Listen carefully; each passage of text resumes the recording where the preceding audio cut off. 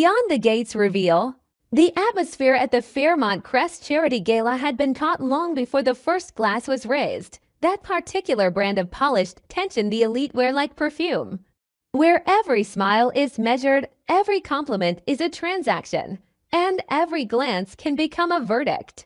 Haley walked into that room the way she always did, composed, curated, controlled, carrying herself like a woman who had finally reached the life she insisted she deserved. Or at least the life she had paid for in ways no one here would ever admit out loud. She understood the rules of this place: no trembling, no visible fear, no cracks. Especially no cracks that could let the past seep through. Because in Fairmont Crest, the past never disappears. It just changes hands, changes leverage, and waits for the perfect moment to be weaponized. Haley had survived by believing that if she gripped her mask hard enough, if she played Bill Dupree's perfect wife convincingly enough, if she knew exactly when to be soft and when to be untouchable, then the darker chapters of her history would rot quietly in the shadows. But this community didn't allow shadows to stay empty for long, and the moment Lynette Wise entered the event, Haley felt the air shift as if the room itself had been warned. Lynette's arrival didn't require noise, permission, or a gracious introduction, because her confidence was its own announcement, heads turned with reflexive precision. Conversations thinned, stuttered, then stopped. A ripple of unease spread through the crowd. The kind only people like this truly recognize the discomfort of realizing something ugly is about to be revealed in the very place everyone comes to perform virtue. Haley saw Lynette, and her first feeling wasn't fear. It was anger, hot and immediate, the instinctive fury of someone whose stitched-up wound has just been pressed. Haley could handle rumors. She could handle side-eye. She could even handle a private confrontation in a back corridor if someone wanted to test her status. She was not prepared for a woman who dared to stride into the center of the room and aim directly at her, under the brightest lights, in front of the most unforgiving witnesses. Lynette chose the cruelest method: public exposure, not a whisper, not an anonymous note, not a discreet threat meant to bleed Haley slowly in private. Lynette turned the charity gala into a courtroom with a kind of calculated calm, drawing attention to Haley with deliberate pacing, as though she were lifting a curtain to show the crowd what they had always been curious about but never officially allowed to see. Then she did it. She revealed part of Haley Hamilton's dark, fraudulent past, offering details sharp enough to shock but selective enough to make everyone imagine the rest. And that empty space was the deadliest part, because Fairmont Crest didn't need proof to convict. It only needed a story that felt believable, dangerous, and delicious enough to spread. Haley felt the collapse start in the smallest signals: a muffled laugh behind a champagne flute, a quick frown from a woman who had once called her elegant, the shift in posture of men who had previously nodded at her with respect because she was Bill's wife. The room was turning, and Haley couldn't stitch it back together fast enough. She tried to keep her spine straight. She tried to keep her face from betraying panic. She forced her breathing into the steady rhythm she always relied on when discomfort threatened to show. But Lynette wasn't just attacking with words. She was stripping Haley of control in the one place Haley had always believed she owned. Haley lived on image, and Lynette was tearing that image open in front of everyone who mattered. With every sentence, Haley understood something worse. Lynette hadn't come on impulse. Lynette had come because she was certain she held the one thing Haley could not survive losing. Then Haley saw Bill's face, and the shock there cut deeper than the crowd's reaction. Bill didn't need to speak. His silence was already an accusation forming. Haley had built her life around making Bill believe in the version of her she constructed, not just as love, not just as marriage, but as an unspoken agreement that she was the right choice, the woman worthy of standing beside him. As Lynette's revelations filled the room, Haley saw the beginning of something terrifying in Bill's eyes: doubt, cold, heavy, unfamiliar doubt. The kind that couldn't be soothed by a touch or softened by a smile. And Haley knew with sick certainty that once Bill began questioning her, everything that followed would be a matter of time. The worst part was that the crowd was waiting for her. Fairmont Crest always savored the moment a perfect person flipped because it made everyone else feel safer, superior, or at least less alone in their own hidden filth. Haley understood the trap. If she stayed silent, they would call it a confession. If she argued, they would call it acting. If she walked away, they would call it running. There was no graceful exit, no option that left her untouched. And when there is no clean choice, survival takes over, dragging up instincts stronger than etiquette, stronger than charm, stronger than the carefully rehearsed posture that had carried her this far. Haley's fury wasn't only directed at Lynette. It was rage at her own helplessness, rage at the past she thought she had buried, rage at the present being ripped out of her hands, rage at Bill for standing there as his gaze began to change. All of it slammed together until it became one uncontrollable surge. And then the break happened, the moment of loss of control that sounded like something inside her snapping. Haley lunged. The glamorous polish vanished. The social training evaporated. What remained was a woman cornered and convinced that if she didn't silence Lynette immediately, she would lose everything. The slap landed like a desperate declaration of power, as if violence could force the truth back into hiding. But that slap became the clearest proof of Haley's unraveling, because it transformed her in an instant from a possible victim of slander into a guilty-looking aggressor in the eyes of the entire room. The gala exploded into chaos. Murmurs became shouts. Someone screamed, chairs scraped, glass shattered. Hands reached for phones with the same instinct people have for oxygen. Security pushed forward. And Haley kept moving, as if she could physically crush Lynette's words back down her throat, as if brute force could preserve the life she had built. Lynette didn't need to win the fight. She only needed to stay upright long enough for everyone to see what Haley had just revealed about herself. In that moment, the mask didn't slip, it tore. And the crowd, hungry and horrified and thrilled, watched as Haley's carefully constructed identity collapsed in public. When security finally separated them and the music had long since died, Haley stood in the wreckage of her own image. Makeup could be fixed, hair could be smoothed, a dress could be straightened. But what had shattered was belief. No one was looking at her the same way anymore. No one was willing to offer her the false warmth this world reserves for people it still considers safe. And Bill, more important than anyone, was staring at her with a kind of distance that felt like unfamiliar territory. As though he were searching the chaos for the woman he married and wasn't sure she existed. Lynette, bruised and attacked, still held the one thing Haley had lost: control. She might have felt pain, she might have endured humiliation, but she had achieved a real objective, forcing all of Fairmont Crest to see that Haley's past was not a rumor, not a vague shadow, but a door that had been kicked open. And once that door opens in this community, it never closes again. Questions began multiplying like wildfire. Who had Haley conned? Under what name? How far had she gone? What else was she hiding?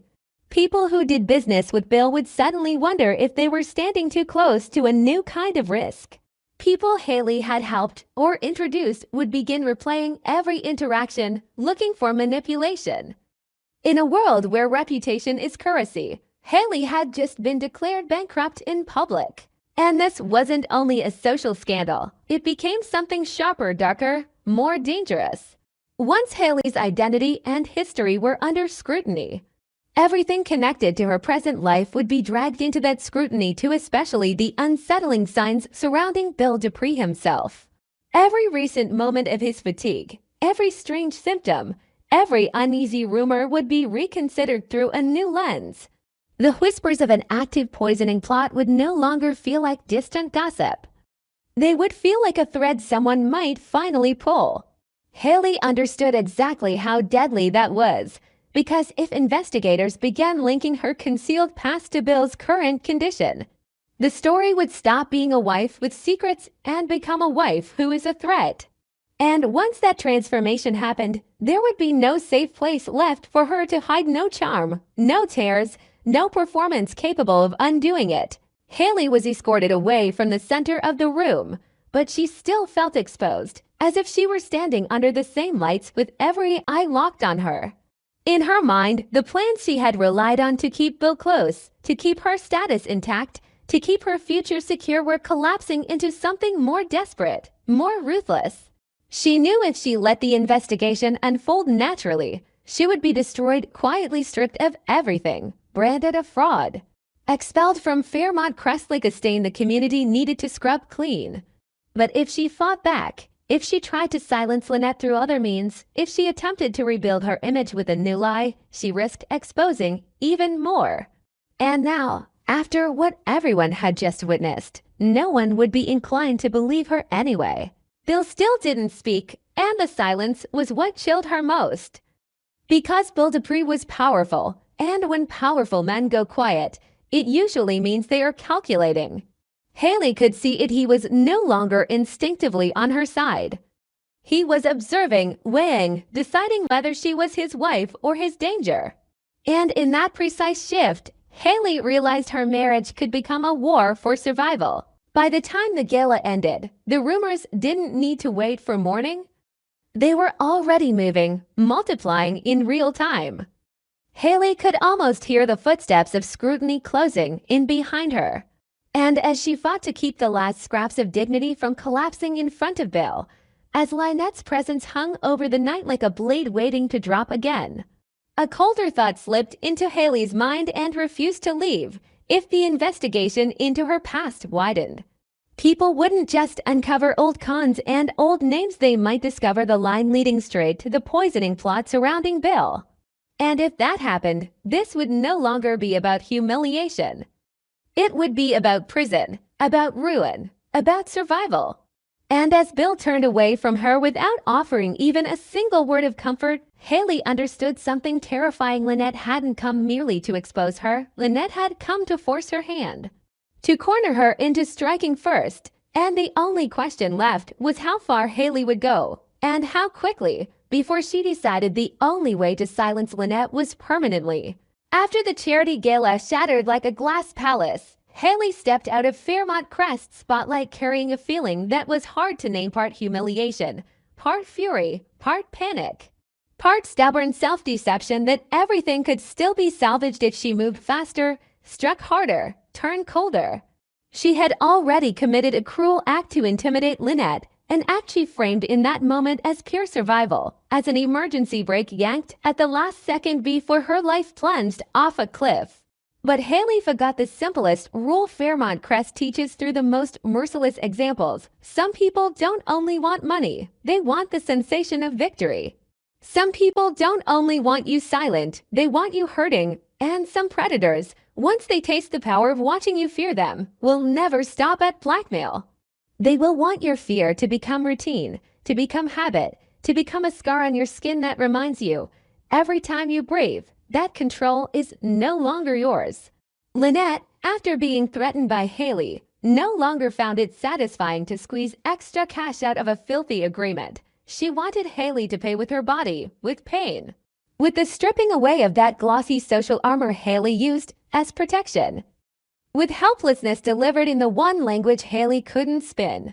Lynette began with the oldest weapon in this world, an invitation. A private message, short, polite enough to resemble negotiation, suggestive enough to force Haley to fill the gaps with her own dread. Lynette implied that after everything that had happened, the previous terms were no longer valid, and if Haley wanted this mess closed, they needed to meet and renegotiate. The wording made Lynette sound like the injured party while still holding the power to decide the outcome, and that contradiction hooked Haley immediately. Haley read the message again and again, searching for the scent of a trap, yet falling into the most dangerous thought of all. Maybe Lynette only wanted more money, and if Haley paid enough, she could buy time, buy silence, buy space to breathe before Bill and all of Fairmont Crest crushed her completely. Haley was skilled at rationalizing choices that dirtied her hands. She told herself this was crisis management, that she was cleaning up someone else's attack, that if she refused to show up, Lynette would detonate something even worse. And so Haley agreed. Suspicion clung to her like a heavy coat. On the way to the meeting point, her mind spun through scenarios that tightened her chest. Lynette arriving with evidence, Lynette recording her, Lynette having someone waiting nearby, Lynette setting her up for another public collapse. Yet in every version, Haley still clung to one assumption: this would be a negotiation. Her enemy was greedy, vindictive, yes, but still driven by gain. Haley braced for an intense bargaining match, for pressure tactics, for the bitter taste of swallowing pride, for the performance of softness meant to protect what mattered most. She arrived prepared for a tense exchange, the way someone walks into surgery and tells herself the pain will be temporary, that once the wound is stitched, life will continue. But the location was so remote it gave her anxiety, something solid to grip. No lights, no witnesses. No crowd that could unintentionally save her by forcing Lynette to behave. Just empty space, sharp silence, and a sense that time itself had slowed down to make room for something ugly. Lynette appeared without rushing, without sneaking, calm as if she had chosen this stage, arranged the invisible lighting, and built this long stretch of quiet specifically so Haley could taste it. Lynette's gaze was so cold Haley felt pinned by it. There was no greeting, no polite pretense, no social choreography at all. Lynette stepped straight into the center of the moment, but not with words. Her stance, her expression, the way she let the distance between them become a pit, all of it screamed that the agreement was already dead. Haley sensed the shift, the wrongness, and in that instant she tried to drag herself back into the comforting illusion that she still had control. She had lost her composure in front of a crowd once already. Why had she convinced herself she would be safe in a place like this? The attack came fast and brutal, without warning, without giving Haley a chance to switch into defense. This wasn't a furious slap like the one Haley delivered at the gala. This wasn't a spontaneous scuffle. This was calculated violence. Lynette lunged with the force and focus of someone who hadn't come to argue but to punish. Haley was stunned immediately, not only by the pain, but by the deeper insult of being reduced to a weak body, dragged down from her pedestal in the bluntest possible way. Blow after blow, Haley could barely breathe, barely understand that this was actually happening. She had prepared to be squeezed for money, threatened, humiliated again. She had not prepared to be marked physically like a message written on her skin. Haley tried to fight back, but her resistance was weak and fragmented, not because she had no strength, but because shock paralyzed her. Some pain doesn't live only in flesh or bone, it destroys the way you see yourself. Haley had always believed her power was refinement, the ability to control others through image and performance, through the carefully edited version of herself she presented to the world. Here, all of that was useless. In one brutal clarity, Haley realized Lynette was no longer playing the blackmail game. This was personal revenge. The war had shifted from money for silence to pain for lessons, and as Haley understood that, something primal rose in her chest. If Lynette had crossed this line, what would the next line be? In the moment Haley struggled to pull away, to force herself upright, Lynette leaned in and whispered, not like someone afraid of being overheard, but like someone determined that Haley must hear every word. Lynette brought up the cruel act Haley had done earlier, not as context, but as a sentence, a blade pushed into the part of Haley's mind still clinging to the idea that she had been forced into it. Lynette named this assault a fatal strike, not because it killed Haley outright, but because it killed the thing Haley relied on to survive. The belief that she could always steer the outcome with strategy and polish. Lynette didn't just want Haley to hurt, she wanted Haley to remember. She wanted every mirror to become a reminder that Haley wasn't simply a glamorous woman playing a role, she was prey inside a game she thought she could manage. The cruelty didn't need blood to destroy. It needed humiliation and the kind of fear that lingers long after bruises fade. When Lynette had satisfied herself, she left. Not in a rush, not in panic, not even with a backward glance. She walked away the way a winner leaves a match whose ending was never in doubt. Haley was abandoned on cold ground with pain spreading through her body and something colder spreading through her heart, She was losing ground, not only socially in Fairmont Crest, but inside this private war with Lynette. Lynette had delivered a blunt, unmistakable message if Haley thought she could intimidate her and then return to the negotiation table like nothing had changed. Haley had miscalculated. The game had leveled up, and in this level, the things Haley depended on, status, wealth, image, might not be enough anymore. Haley lay there, forcing herself to breathe, gathering shattered pieces of awareness one by one. She understood that this bitter revenge was only the beginning of a new war, one in which Lynette wouldn't stop at destroying her reputation, but would aim to destroy her ability to stand at all. And the most frightening part was what Haley felt changing inside herself. It was no longer only fear of exposure, fear of losing Bill, fear of investigation. Now it was fear of being hunted. Fear of sudden attacks. Fear that any place without lights and witnesses could become another trap where Lynette turned her into prey. Haley realized she was being dragged into a darker world where every choice ended in real blood or the blood of dignity, and she hated that she was still not free of it. Hated the sensation of always looking over her shoulder, as if she had lived that way before and still couldn't escape. And this is where the story becomes unsettling for me as a viewer, not because it's surprising, but because it's recognizable in the ugliest way. There is something chilling about watching a war between two women stop being about simple right and wrong and become about who can be more ruthless first. Who can force the other into the worst version of herself? I feel a tightness in my throat imagining how Fairmont Crest with its white walls, soft music, and polite philanthropy can swallow people whole until they forget who they wanted to be.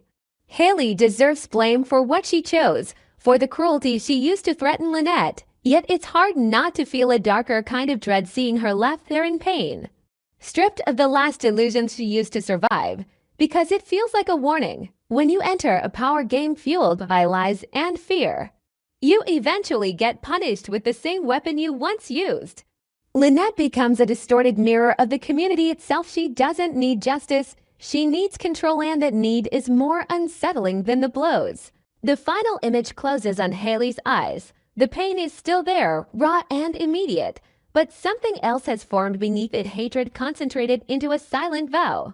She forces herself up, her mouth trembling from the ache while her gaze sharpens, as if her mind is already rebuilding a new plan, a new retaliation, a new way to survive. And the last question hangs in the air like a blade the audience can't ignore. If Haley has been pushed far enough to lose both bodily safety and the illusion of control, what will she do the next time she strikes back? And was Lynette's fatal strike truly only the opening move for something even darker, even more brutal, with no way back for either of them? The Beyond the Gate CBS Spoilers channel specializes in analyzing, theorizing, and discussing plot points in the series from the perspective of a longtime fan. This allows viewers to gain deeper, more objective, and interesting insights. Subscribe to the channel to stay updated on the latest news about the series.